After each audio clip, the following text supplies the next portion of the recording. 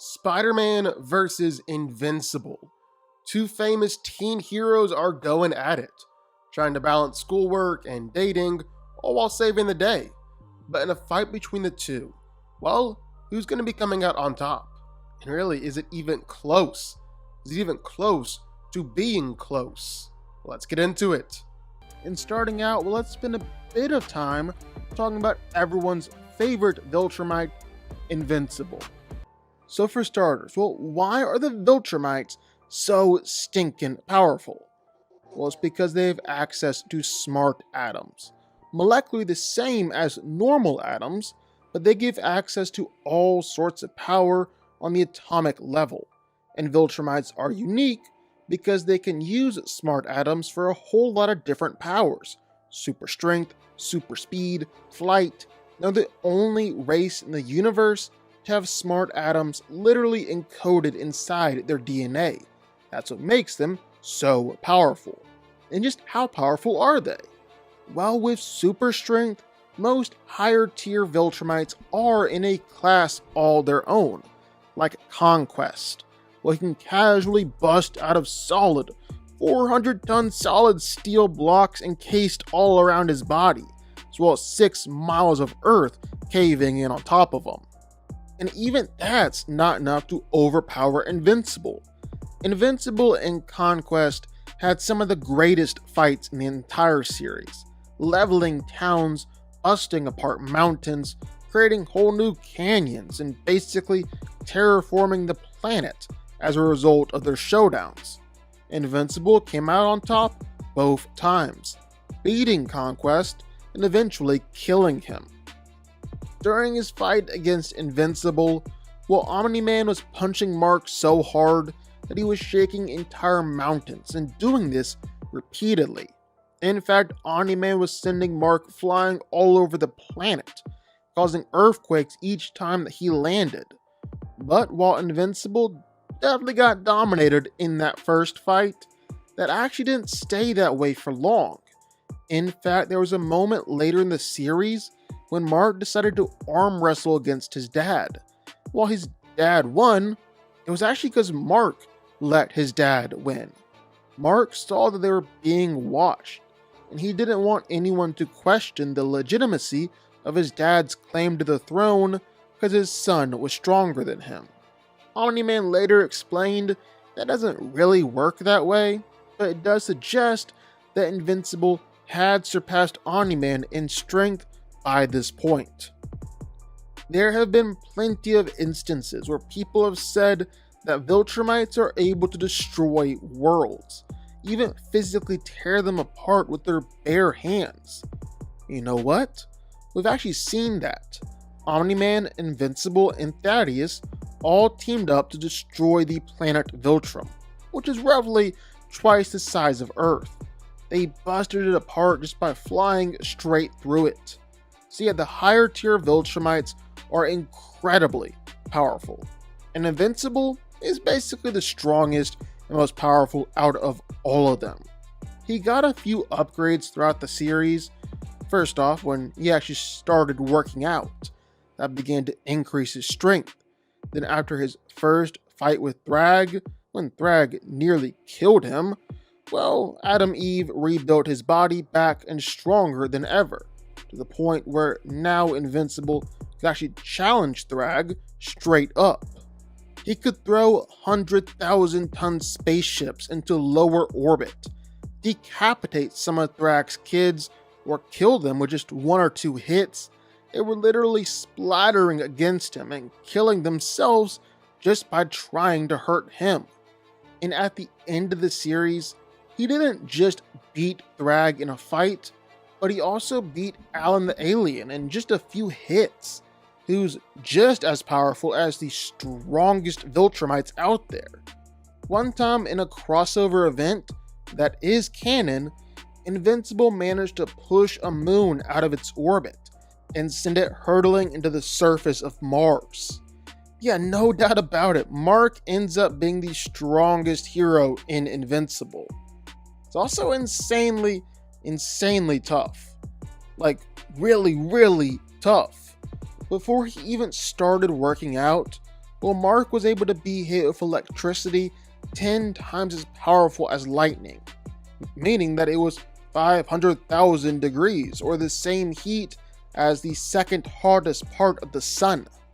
And after he began working out, well, Invincible survived a special nuke that the Mauler twins came up with that was like a million nukes all packed into one.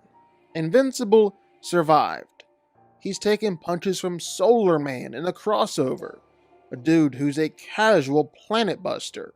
He survived explosions that legit vaporized a city. Not destroyed, vaporized. He took blasts from Universa and her staff. Staff so powerful that it could destroy the world and drain the planet dry. Even in his final fight against Thrag, while Invincible and Thrag legit fought in the sun for 23 pages straight in the comic. They were in the sun up to 2 million degrees Fahrenheit. Not just that, but surviving solar flares, which erupt with the force of millions of nuclear bombs. And while Invincible did need Robot to come in and save him so he didn't burn up, it's still incredibly impressive that he was able to survive for just as long as he did. Then lastly, speed. And all Viltrumites are able to ignore gravity and move around at faster than light speeds, as they're actually able to bypass the speed of light altogether by subspace jumping their atoms. And Invincible can definitely do this, move at faster than light speeds. In fact, he's one of the fastest ones there is, even just busting through that planet Viltrum, while Invincible had to move faster than light speed to do it. And this is just common routine for Mark. While he's flying around or even during his fights against other Viltrumites, he's repeatedly moving at faster than light speeds. No question about it. At the end of the day, Invincible is without a doubt the strongest, most powerful Viltrumite out there, and he definitely proved that by the end of the series, beating Thrag in a fight in the sun. He's massively faster than light speed. He's class Z in terms of lifting strength, meaning he can lift moons or small planets. He's durable enough to survive small planet level attacks, and is powerful enough to dish out small planet attacks in return. Basically, Invincible comes in at small planet level in power. No doubt about it, he is the greatest Viltrumite there is. However, when you take all that, everything I've just said, and throw it out the window, because now we're talking about the OG Spider-Man. Good old Peter Parker. Like with strength, well, he's able to easily throw around cars and trucks, even lift subway cars clear over his head, or even private jets. Heck, Peter is able to lift up one of those massive construction cranes, or even basically help support and lift up buildings all by himself. And man, Spidey can use all that strength and throw one heck of a punch. He's been able to fight against some of his toughest villains, Venom, Rhino, Electro, and punch them clean through buildings. That's just a regular thing for him. On one hand, Peter can knock out a guy with just one finger, and on the other hand, he can actually injure the Hulk. No doubt about it, Spider-Man is stupid strong. He's also incredibly tough. Spider-Man has taken punches from Juggernaut, Hulk, Apocalypse, Hercules, and Gladiator, been just fine. Spider-Man actually rests by letting normal people punch him. That's how tough he is.